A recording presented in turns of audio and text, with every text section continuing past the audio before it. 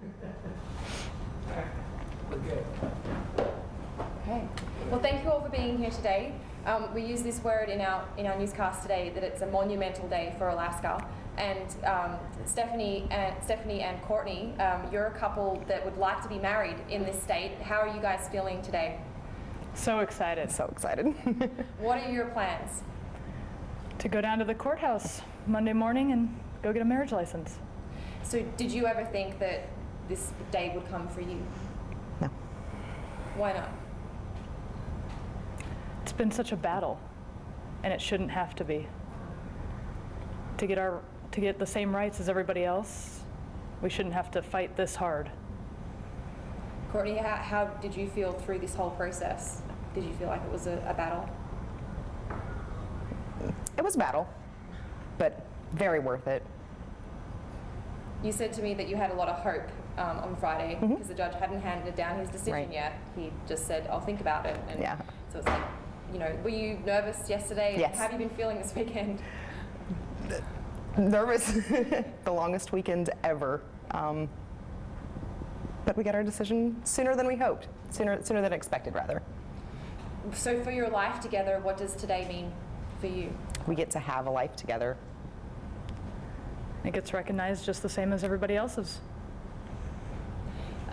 Chris and Susan, you were married in Maryland in 2013. Yes. Today, your marriage is recognized in the state. What does that mean for you as a couple? As a couple, it means that we get to go on and continue being married as we've been in our hearts now since 2008. So, and it's recognized. And that means that our children are recognized as part of a loving married couple. So we're very excited by that. And you mentioned your children. That was one of the arguments that sort of was brought throughout this in Nevada, Idaho, as well as somewhat in Alaska's case. They were arguing about the type of family unit. What does today prove to everyone and in Alaska and to you guys? That a family is a family, and it doesn't matter what makes it up. It's that love that encompasses that group of people that live together and take care of each other, and that's what a family is, and it doesn't matter who's part of that family. Have you felt the discrimination here with you and your kids and your family before today? Oh yes, I was up here with the military in 1994, so I've been here through some of the struggles that Alaska has pushed back on same-sex anything, really. So yeah, we felt discrimination. The boys have had to lie about who they've lived with, who lives with their mother, who's this person picking you up. Yes, we've lived through quite a bit of discrimination. And in fact, our youngest son, Dylan, gets upset when people tell him that there must be something wrong with him because he's been raised by two women, when he's a perfectly normal teenage kid. He takes offense at that. Do you think today might help some people in the community that have been, unsure about that it's sort of a proof that, I hope so. Moving forward, the social norms are changing, maybe? Can you talk about that a little bit? I really do believe that the social norms are changing. Our family unit, none of us are quiet people. And our sons, they love to get out and talk about their family, and they're very proud of it, and they will stand up for us. But we've had a lot of support, and I've spoke to quite a few people, on the base and off the base, who may not have understood what our family was, and after talking with us and meeting our children and coming to gatherings with us, they say, you guys are just normal. And even in the neighborhood, where, not everyone agrees, but everyone recognizes us as a family. Everyone recognizes our boys as typical boys, and we all talk like we're a neighborhood. It's not an issue. It's okay for someone not to agree. Allison, one of the lead lawyers on this case, you've been working for decades, I understand, for this very day. Would you say that? It's been leading up to this day? I have. I've been working 25 years on issues related to this, and I never imagined 25 years ago that we would be here this soon.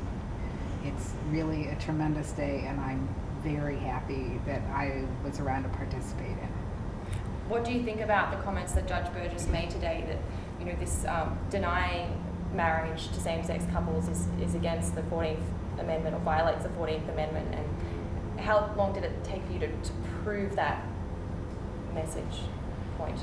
Well, you know, it's been developing all over the country, so we're sort of on the tail end, so we were able to borrow from the decisions in other places. But Judge Burgess really went above and beyond what he had to do to explain why this is not constitutional, why it's not fair to our clients and other people in their situation. So we feel really great that he really went the whole way with us and said, it's a denial of due process, it's a denial of equal protection, and it has to stop.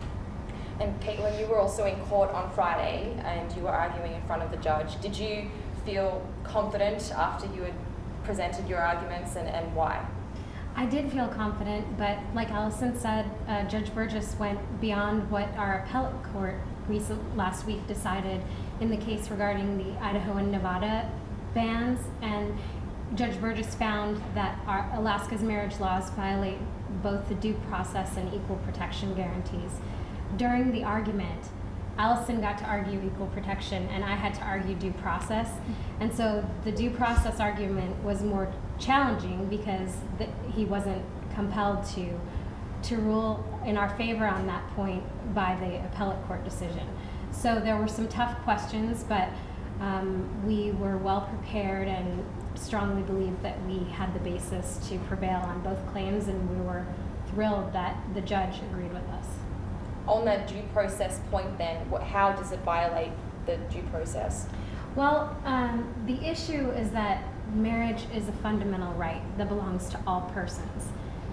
The state defendants in Alaska's case, as well as around the country, tried to say that we're asking for a new right, that there was no right to gay marriage, when the issue is really one of universal right to marry. That's a fundamental right to marry the person that you love.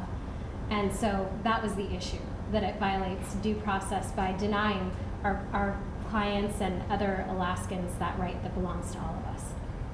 I'd like to ask Matt some questions now. Matt Hamby, your name is on this lawsuit, and so will now go down in history as having changed Alaska's law. How are you feeling today? I feel very proud to be part of this lawsuit and standing with these other plaintiffs and our good attorneys who were there to help us every step of the way. Elated to see the judge's decision and that he agrees that we're being discriminated against, like Caitlin and Allison said, under both due process and equal protection. So it feels really good. Chris wanted to be here with us, but he had to work out of town, so he couldn't be here today. How does this day affect you and your partner, Chris? It affects us in a lot of ways, in some kind of more profound and some really mundane. Things like, open enrollment is coming up around the corner where people are going to be enrolling for health plans, for employee health plans, and now we won't have to go through these shenanigans that the state has put us through every year, submitting things like deeds and vehicle titles and proof of having this person on in your will or as a beneficiary. We can simply present our marriage license and it's finished. And that was all you had to prove, that you were a couple, basically, is to the state. Yeah, the state compelled us to all of present these other forms to prove that you... 5 or 6 documents out of a litany of things, and we didn't even have some of these. And we're a well-established couple. We've been together for 10 years, and yet we didn't own a vehicle jointly together. We never saw the purpose to do that, but so we had to make changes in our arrangements just to get by this ridiculous shenanigan that has been going on. And you were married, when did you marry Chris? May 2008. In what state? In Banff. So today, your marriage has to be recognized then by the state and afforded everything that the opposite sex couple marriages are afforded. Correct. Right. How does that make you feel? It makes me feel good. It makes me feel like an equal person. I don't want to feel like anything special. Just want to stand up and claim the rights that my counterparts have claimed all along without ever questioning it. Does anyone want to say anything else about how they're feeling today? How it will change your life? Just anything? I think what Matt said is the thing that really gets me, is that people who've always had access to marriage really don't think about what it means not to be able to get married, not to be able to say my wife, my husband, not to know which box to check when it says married or single. what am I, married or single? It's huge, and I think that other people just don't understand how big a deal it is, and it's a huge deal for all of us. Well, thank you all for coming in and sharing, and congratulations. Thank you. Thank you. Thank you.